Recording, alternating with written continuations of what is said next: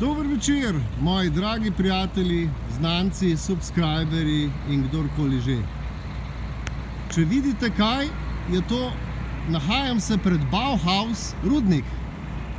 Bauhaus Rudnik.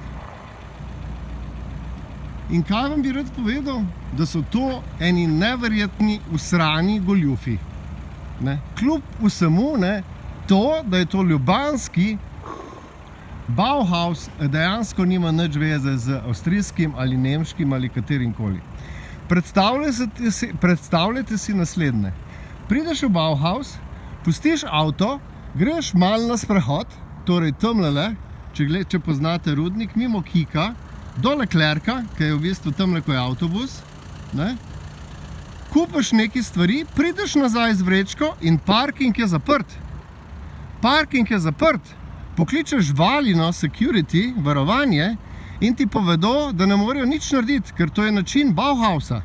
Nimajo niti možnosti, da rampo lahko dvigneš, da bi prišel ven z avtom od znotraj. Torej, bi rekel, več kot enostavno, tudi kot mi je gospa iz Valine povedala in policija, katero sem klical, pač Bauhaus zelo rad zajebava ljudi.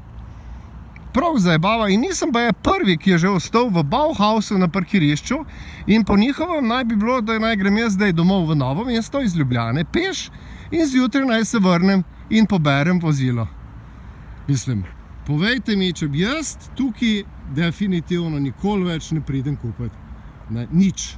Bom že najdel, magar gremo v Avstrijo ali pa Nemčijo, kjer je Bauhaus, čist nekaj drugega, ampak tule sranje, pa tak način komunikacije z ljudmi, pa dragi moj Bauhaus, fuck you.